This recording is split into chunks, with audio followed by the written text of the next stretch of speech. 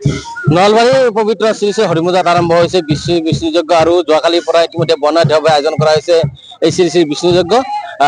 আমাৰ সৈতে উপস্থিত আছে এই বিষ্ণুযজ্ঞ পৰিচালনা সমিতিৰ সম্মানীয় সভাপতি দিলজিৎ বৰ্মন ডাঙৰীয়া। তেওঁ ক'ব কেনেকুৱা ধৰণে এই পবিত্ৰ যজ্ঞ মহোৎসৱ আয়োজন কৰা হৈছে।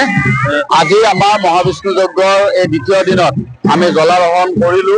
পাগলাদিয়া নৈৰ পৰা প্ৰায় 500 মহিলা আমাৰ গৌৰৱ নেত্ৰী জয়শ্ৰী তালুকৰ নেতৃত্বত আৰু এই সমিতিৰ আমাৰ তত্ত্বাৱধায়ক পৰেশ বৰ্মনৰ নেতৃত্বত এই যি জলাৰোহণ কাৰ্যসূচী হৈছে তাত 5 শতাধিক মহিলাই অংশগ্ৰহণ কৰিছে। আমি সকলোকে ধন্যবাদ জনাইছো আৰু আমি আশা কৰিছো যে অনাগত যি আমাৰ কাৰ্যসূচী আছে অহাকালি পূৰ্ণাহুতি আৰু আজি গোটেই দিনটো আৰু ৰাতি আমাৰ আহুতি হ'ব। সকলো কাৰ্যসূচীত ৰাইজক আমি আমন্ত্ৰণ জনাইছো আৰু এই মহাবিষ্ণু যজ্ঞৰ যোগেদি আমি সমগ্ৰ বিশ্ব শান্তি কামনা কৰিছো। সকলো ৰাইজৰ কুশল মংগল কামনা কৰিছো।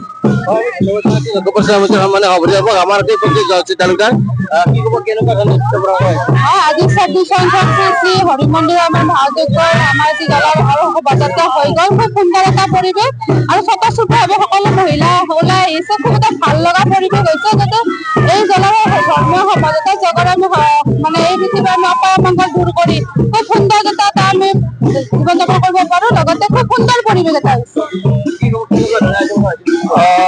আমাৰ বিষ্ণুৰ প্ৰতিষ্ঠা দিৱস উপলক্ষে এইবাৰ আমাৰ শ্ৰী শ্ৰী হৰি মন্দিৰৰ 24তম মহাযজ্ঞ আমাৰ অনুষ্ঠানৰ আজি প্ৰথম কাৰ্যসূচীৰ আমাৰ জল আহৰণ কাৰ্যসূচী আমাৰ সমাপ্ত কৰিলো। খুব সুন্দৰভাৱে সমাপ্ত কৰিছো। আমি এই হিচাপতে সমূহ ধৰ্মৱান ৰাইজকে আমি এই কাৰ্যসূচীত অংশগ্ৰহণ কৰাৰ বাবে মই ধন্যবাদ জনাইছো।